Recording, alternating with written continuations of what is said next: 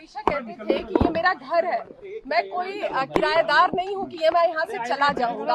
आज क्यों ऐसी स्थिति बनी कि आप अपना ही घर छोड़कर चले गए? किराएदार से भी बुरी स्थिति हो गई अब। क्योंकि घर वालों ने घर छोड़ने पे मजबूर किया, घर वालों ने घर छोड़ने पे मजबूर किया। और जहां घर वालों को लगे कि ये आदमी नहीं चाहिए और आदमी को भी लगे कि यहाँ हमको पराया समझते हैं, तो अकल आदमी, मंद आदमी का काम है कि वो घर छोड़ के निकल जाए। आपके डीएनए पर सवाल उठाए गए, पार्टी की तरफ से कहा गया कि आपका डीएनए मॉडिफाइड हो गया है। और जिस तरीके से राज्यसभा में आपकी विदाई के दिन प्रधानमंत्री ने भावुकता भरा भाषण दिया, उन सबको जोड़कर कहा जा रहा है कि आपका रिमोट कंट्रोल प्रधानमंत्री के हाथों में है, बीजेपी के हाथों में है, और आप एजेंट हैं प्रधानमंत्री नरेंद्र मोदी के। नरेंद्र मोदी या बीजेपी से वो मिले हैं जो नरेंद्र मोदी का सपना पूरा किए। पूरे हाउस में, लोकसभा में, पूरी दुनिया के सामने स्पीच करने के बाद उनसे गले मिलते हैं और कहते हैं हमें कुछ नहीं है तुम्हारे मुतालिक, हमारा दिल साफ है। वो मिले हैं कि मैं मिला हूँ है? और दूसरा, हमारी लोग में तो ज्यादा पढ़े लिखे नहीं है पार्टी में, और बेचारे बच्चे जो आते हैं और जो ये डीएनए करता है वो खुद कांग्रेस पार्टी के मेंबर तक भी नहीं, वो न ब्लॉक में रहे, डिस्ट्रिक्ट। ये स्टोरी प्लांट करने के लिए ही वो यहाँ तक पहुंचे हैं, मिनिस्टर भी पहुंचे, राज्यसभा में पहुंचे। उनका पार्टी का डीएनए क्या है किसी को मालूम नहीं, किस स्टेट से हैं वो मालूम नहीं है, किस डिस्ट्रिक्ट से हैं ये मालूम नहीं। पहले तो अपना वो डीएनए चेक कराएं, वो कहाँ के हैं, किस पार्टी के हैं। वो तो फ्रीलांसर थे कुछ साल पहले, 96-97 गवर्नमेंट में वो किस गवर्नमेंट के लिए काम कर रहे थे एज मुलाजम में, हमारी गवर्नमेंट नहीं थी, किसकी मुलाजम थे वो। तो उनका डीएनए चेक करें कि किस किस पार्टी में उनका डीएनए रहा। जो हाउस में बैठकर बीजेपी को स्लिपें भेजता था और एज लीडर अपोजिशन में पहली स्लिप से देखता था, उनकी स्लिपें उसको आती थी, इनकी स्लिपें उसको जाती थी। दिन में तकरीबन 100 स्लिपों का उनके बीच में एक्सचेंज होता था। वो हमारा डीएनए चेंज कर रहे। सबसे ज्यादा अफसोस तो यही है कि आउटसाइडर, जिनको कांग्रेस का कोई अता पता नहीं है, जो चापलूसी करके या ट्वीट करने के लिए उनको पद मिले हैं, वो आरोप लगाएं तो हमें बहुत अरे सुनो भाई, बोलने दीजिए ये आप भी तो कर सकते हो, ये चीज है, ये तो सबके लिए। बोलिए सर। तो वो हम पर आरोप लगाएं सामने कैमरास है, हाँ। और सब कोई दूसरा कांग्रेसी जिसने हमारे साथ काम किया है तो इसलिए। और मैं ये कह रहा था कि आप पढ़े लिखे लोग हैं, आपने मोदी साहब की एक स्पीच देखी, और अगर किसी को इतना अनपढ़ और जाहिल है कि उस स्पीच के कंटेंट्स पढ़े, जो स्पीच मोदी साहब ने की, उसने मेरे लिए नहीं लोया कि गुलाम नबी जाएगा हाउस से तो मेरा खाना हजम नहीं होगा। उसने एक घटना के बारे में बात की। शुक्र करिए, मैं मोदी साहब को समझता था बड़ा क्रूड आदमी है, शादी नहीं की है, बच्चे नहीं है, बीवी है, तो इसको कोई परवाह नहीं होगा। लेकिन कम से कम इंसानियत तो उसने दिखाई। जब मैं चीफ मिनिस्टर था कश्मीर में, और गुजरात की टूरिस्ट बस पे गाड़ी के अंदर, नॉर्मली गाड़ी के बाहर लगता है ग्रेनेड, शीशा खुला था तो ग्रेनेड गाड़ी के अंदर बस्ट हुआ, तो लोग ऑन स्पॉट मर गए, किसी टांग नहीं थी, किसी की यहाँ नहीं थी, जख्मी हो गए। तो जब सीएम का गुजरात का फोन आया तो आई वाज क्राइंग, रो नहीं रहा था, क्राइंग जोर जोर से, तो मैं रो रहा था। तो मोदी साहब ने फोन मेरे ऑफिस वालों ने कान में दिया, तो मैंने कहा भाई मैं बात नहीं कर सकता हूँ। तो उन्होंने आवाज मेरे रोने की सुनी, तो फिर मैंने उनको यही कोई कहा, तुम उनको बताओ मैं अभी बात नहीं कर सकता, मुझे पहले इनकी टांगें बाजू जमा करने दो, अस्पताल में इनकी स्टिचिंग करने हैं, जो बच्चे हैं उनको इलाज करना है, जख्मी हुए हैं। फिर दिन भर वो किया, फिर सीएम दिन भर फोन करते थे, कितने मरे, कितने जख्मी होंगे, कैसे भेज रहे हो। पीएम से मैंने जब फोन किया कि मुझे 2 जहाज चाहिए, एक में जख्मी भेजने हैं और एक में मुझे जिंदा ये लाशें भेजनी। जब मैं 4 बजे फिर उनको सियाफ करने गया जहाज में, तो लोगों ने फिर रोना, मेरी टांगें, नाराजगी नहीं दिखाई ना। किसी बच्चों ने कहा मेरे बाप दे दो, पिताजी दे दो, किसी ने कहा मेरे पति दे दो या बेबी दे दो। तो मैं फिर फूट फूट के रोया, जो किसी की टेलीविजन ने दिखाया भी है। फिर उस वक्त पीएम ने आया, ये सीएम गुजरात का फोन आया, अरे स्टार्ट हो गया। मैं बोल नहीं सकता, उसी चौक में मैं बोल जब रहा था तब देखा।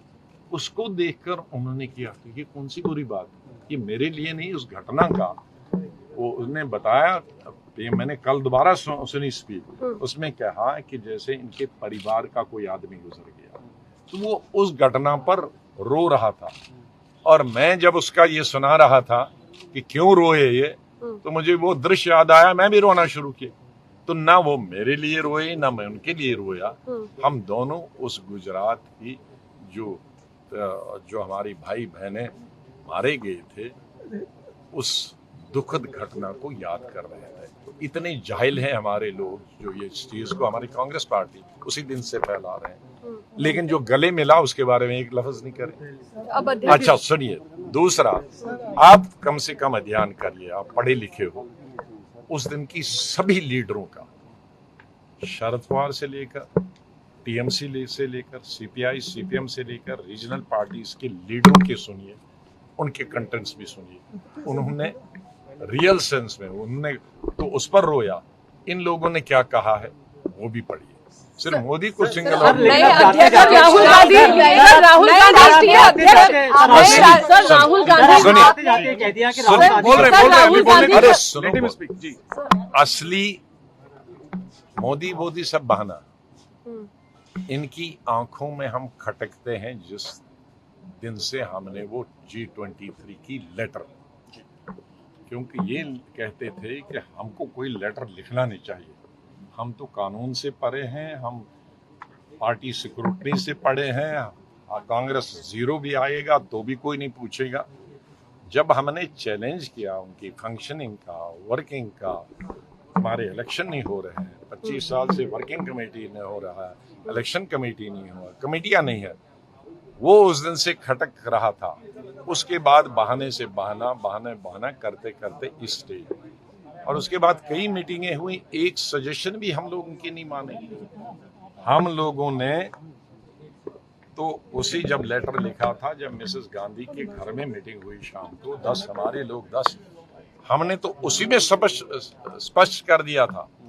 मैं पौना घंटा बोला था और अपनी तरफ से सबको बोला था, हमें कोई पद नहीं चाहिए, हमें कोई राज्यसभा नहीं चाहिए, हमें जनरल सेक्रेटरी चाहिए, हमें पार्टी प्रेसिडेंट नहीं चाहिए, हमें EICC में कोई पद ही नहीं चाहिए।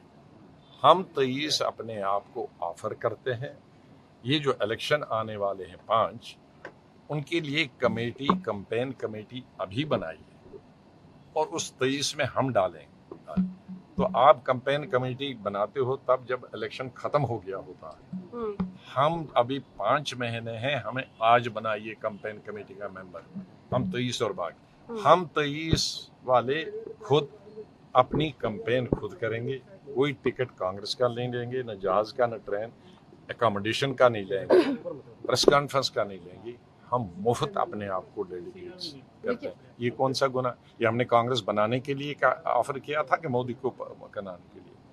वो नतीजा ये हुआ, वो कैंपेन कमेटी तो उस वक्त बनाने का, मैं इंदिरा गांधी के जमाने से स्टार कैंपेनर हूँ। 20 साल पहले तक उसको स्टार कैंपेनर नहीं कहते थे, उसको नेशनल कैंपेन कमेटी, उसका मेंबर होता था। जब मैं यूथ कांग्रेस प्रेसिडेंट से, तब से मैं कैंपेन कमेटी का मेंबर होता था, तब मैं यंगेस्ट था। फिर स्टार कैंपेन, नतीजा ये हुआ कि बंगाल, असम और केरला, हिंदुस्तान में सबसे ज्यादा मुस्लिम आबादी कश्मीर को छोड़कर इन्हीं 3 स्टेटों में, 35% असम, 32% केरला, 29-30% बंगाल। तो पहली दफा 40 साल में मैं उस कमेटी का भी मेंबर नहीं था, 40 दफा पहले। और क्या आया? बंगाल में 0 आया, असम में चली गई, और केरल में 60 साल के बाद हम हार गए। तो क्या उन्होंने पाया? लेकिन अब तो आप लोग की बात मानी जा रही है ना, अध्यक्ष का चुनाव हो रहा है अब। आजाद सर, यही सर आप पार्टी में रह के बोले तो नहीं ना, अब अध्यक्ष का चुनाव हो रहा है, आपकी बात मानी गई है, हासिल कर सकते थे। अब अध्यक्ष का चुनाव हो रहा है। Because first of all because आप मीडिया को हो, आपको सिस्टम नहीं मालूम। इलेक्शन जब होता है उसके लिए एक मेंबरशिप ड्राइव होती है जो पुराने वक्त में होती थी, इंदिरा गांधी के वक्त में, राजीव गांधी बोल रहे थे ना, मैं अभी भी नहीं बोल रही हूँ। अरे कॉन्स्टिट्यूशन नहीं, अरे यार सुन, वो होता है कि गांव की आपको गांव में घर टू हाउस जाना पड़ता है और उस मेंबर से फीस लेनी पड़ती है, उसके सिग्नेचर करानी पड़ती है, उसको मेंबरशिप करानी पड़ती है। शहरों में आपको मोहल्ले से मोहल्ले, तब लोग जुड़ जाते हैं, असली मेंबर आते हैं। ये क्या बनाया है हमारे खाना पूरी करने के लिए, ब्लॉक में बैठे वोटर लिस्ट ली और नाम डाल दिए 500 लोगों के और 500 लोगों के पैसे भर दिए तो हो गया मेंबरशिप। वो नकली मेंबरशिप है, उसमें एक हिंदुस्तानी जुड़ा नहीं है। उस नकली मेंबरशिप पे आप फिर नकली कागज की बिल्डिंग बनाओगे, इतनी छत ब्लॉक से लेकर नेशनल लेवल तक, तो कागज की बिल्डिंग या तो आग से जल जाएगा या हवा से जल जाएगा। उसमें सीमेंट नहीं है कहीं, उसमें है क्या करें आप लोग, ईंट नहीं है, दीवार नहीं है, तो ऐसे इलेक्शन से करने का क्या फायदा। ये फार्स है। नंबर 2, बैंक लूट गया, बैंक में कुछ नहीं है। अब जनरल मैनेजर चेंज करने से क्या, वो खिड़की और दरवाजे का, अलमारियों का बैंक जनरल मैनेजर हो गया ना, जब बैंक में नया पैसा नहीं है। कांग्रेस की हालत यही है कि कांग्रेसमैन कोई है नहीं, वो सब भाग गए दूसरी पार्टियों में नीचे। और ये हमें हमेशा कहते हैं कि भाई आप ये एल्डरली लोग सब मिला और सब नहीं जा रहे हैं। माधवराव सिंधिया का लड़का ज्योतिराव सिंधिया, उसका बाप मेरा दोस्त था, मेरा जितिन भाई का लड़का, वो तो 40 का भी नहीं था, यूनियन मिनिस्टर था, वो ओल्ड था। आरपीएन सिंह, वो भी तो राजीव गांधी था। यहाँ राजस्थान वो क्या कहते हैं, हमारे हिमाचल का जो पहले ऑल इंडिया प्रेसिडेंट था यूथ कांग्रेस का, और फिर राहुल जी ने उसको पीसीसी प्रेसिडेंट बनाया, वो ओल्ड था, वो भी राहुल गांधी के थे। आपने अभी ये जो नए लड़के राजस्थान यहाँ गुजरात से लाए थे 30-30 साल के, वो ओल्ड थे, वो भी राहुल गांधी ने पिकअप किए थे, वो क्यों भाग गए। आपके आसाम की लड़की जो ऑल इंडिया महिला सुष्मिता देव, ऑल इंडिया, उसके बाप हमारे कुलीग थे, वो राहुल गांधी की कुलीग थी, ऑल इंडिया प्रेसिडेंट होकर वो भागी। तो सबसे ज्यादा तो भागे हैं वो राहुल टीम भागी है। हम तो राहुल टीम नहीं थे, तो हम तो इंदिरा गांधी, संजय गांधी, राजीव गांधी टीम थे। हम तो अब अपनी पार्टी में बनाई, हम भागे नहीं। टीम तो सबसे राहुल गांधी टीम भागी है, और वो जब कुछ उसकी उम्र के हैं, कुछ उसकी। सर अध्यक्ष तो अभी भी राहुल नहीं बने सर। क्या भविष्य आप देखते हैं कांग्रेस का और राहुल गांधी का? आपने इस्तीफे में खूब टारगेट किया है राहुल गांधी को, क्या भविष्य आप देखते हैं सर उनका और कांग्रेस का? अरे जो लीडर है उसी को टारगेट करोगे। क्या भविष्य देखते हैं आप कांग्रेस का और राहुल गांधी का? आप क्या आप सर क्या जा रहा है कि राज्यसभा की सीट मसला थी, बहुत सारे लोग इसलिए गए और आपका वो भी दिए, इस आर्गुमेंट को कैसे लेते हैं? कांग्रेस की तरफ से राज्यसभा आपको नहीं दिया, सीट नहीं दी गई, इसलिए नाराजगी। अगर आप अपने में कुछ ध्यान रखें, जब हमने G23 लेटर लिखी थी, उस वक्त में लीडर अपोजिशन था, उस वक्त 1 साल मेरे को पार्लियामेंट में। तो अगर मुझे खुश करना होता 1 साल के आने के बाद में एमपी हूँ, तो मैं लेटर क्यों लिखता। मैंने ना एलओपी की मुझे ड्रॉप कर सकते थे, न मैंने एलओपी की परवाह की, न अगले साल राज्यसभा इलेक्शन होगा 1 साल बाद, न उसकी परवाह की। सवाल कहाँ है फिर, तो लड़ाई क्यों लेते? तो हमने कांग्रेस पार्टी, ये तो कांग्रेस का कहना है, हम तो तभी कह चुके हैं हमें कुछ चाहिए ही नहीं। 23 लोगों ने हमें कहा उस मीटिंग में दिसंबर में, हमें कुछ नहीं चाहिए, मेड इट क्लियर। तो टिकट कहाँ से आ गया? सर अशोक गहलोत अगर बनते हैं प्रेसिडेंट, अरे नहीं सर, नई पार्टी, सर आप जो नई पार्टी बनाने वाले हो, आजाद सर जो नई पार्टी आप बनाने वाले हैं उसके बारे में थोड़ा बताइए। कि नेशनल पार्टी होगी, क्या लोकसभा चुनाव लड़ेंगे आप? चुनाव लड़ेंगे आगे जम्मू कश्मीर? ये सवाल ले लें तो सर, नई important पार्टी। सवाल है।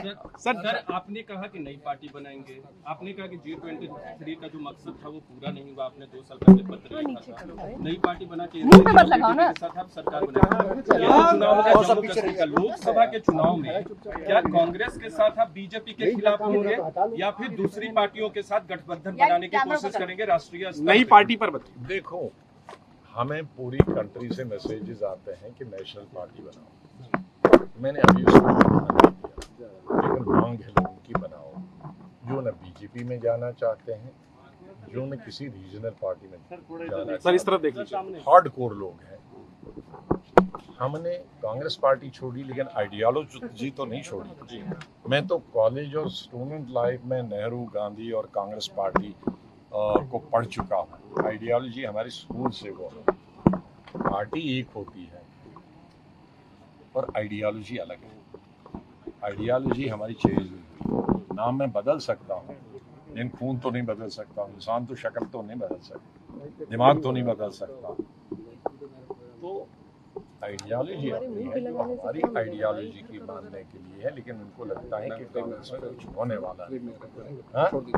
हर दिन नीचे नीचे नीचे सिंक होते जा रहे हैं। तो कुछ और विकल्प ले जो किसी पार्टी से जुड़े, वो विकल्प को बेचारे परेशानी में ढूंढ रहे हैं। एक उनको लगता है ये भी विकल्प है, हम उसमें कितना सफल होंगे मैं ये नहीं कह सकता, लेकिन इतने फ्रस्ट्रेटेड हैं लोग कांग्रेस से, वो कोई विकल्प छोटा सा हो उसमें भी जाने के लिए। लेकिन ये अभी उसमें टाइम है। नेशनल पार्टी को रिसोर्सेज होने चाहिए, बाकी होने चाहिए, लोग होने। लेकिन जम्मू कश्मीर क्योंकि कभी भी इलेक्शन किसी मोमेंट होगा, तो जम्मू कश्मीर का तो हम तुरंत अभी दौरा भी शुरू करेंगे। कब जाएंगे सर, कब नई पार्टी ऐलान करेंगे? नहीं, पार्टी किस दिन लाएंगे, लेकिन मेरे अपने टूर शुरू हो गए। तो बनाएंगे पार्टी तो वो दुनिया को पता चलेगा। सीएम फेस आप ही होंगे सर आपकी पार्टी का? हैं? आपकी पार्टी का आप CM असेंबली फेस आप ही इलेक्शन होंगे लड़ेंगे सर JNK जम्मू चुनाव कश्मीर में? वो सीएम अभी कहाँ बने?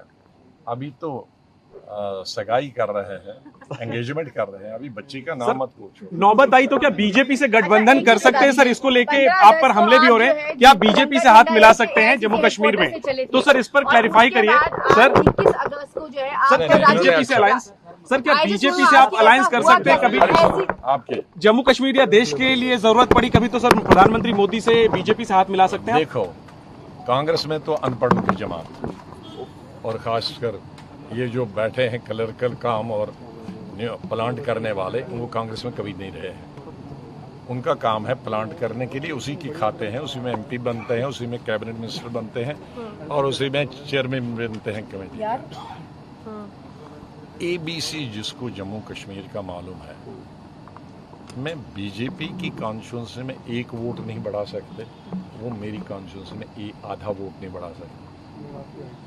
ये अगर किसी को जम्मू कश्मीर की हिस्ट्री और पॉलिटिक्स मालूम, उसका मालूम है। जो ये कहते हैं कांग्रेस और गुलाम नबी एज हो जाएंगे चीफ मिनिस्टर, उसका मालूम है कि उनका दिवालिया निकल गया है, उनको जम्मू कश्मीर के मालूम नहीं।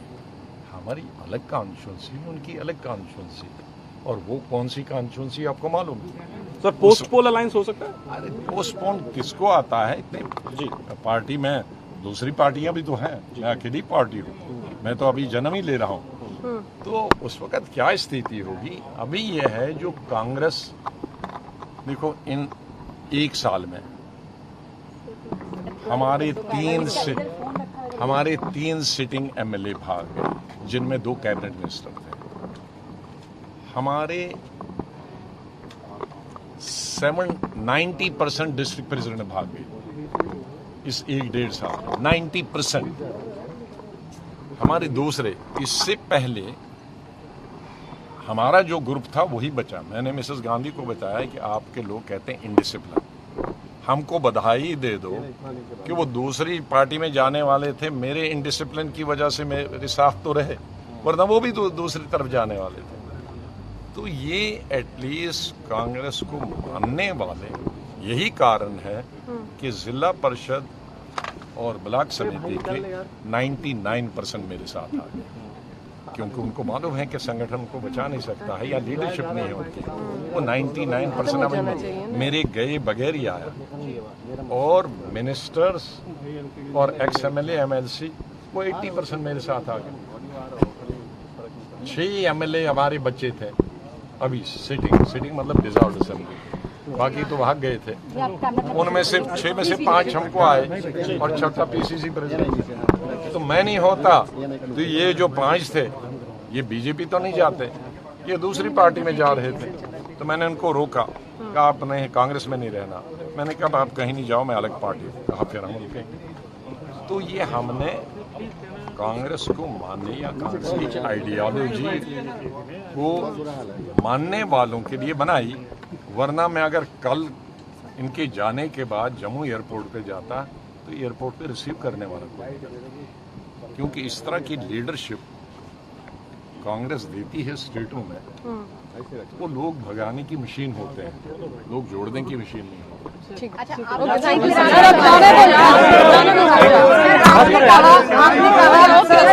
चिट्ठी लिखी है, इतना लंबा सफर था, आजकल रेजिग्नेशन लेटर लिखा, काफी तीखा था, आपको क्या कहना कांग्रेस का और राहुल गांधी का भविष्य क्या देखते हैं आप? रेजिग्नेशन लेटर लिखा, उसमें आपको क्या कहना है?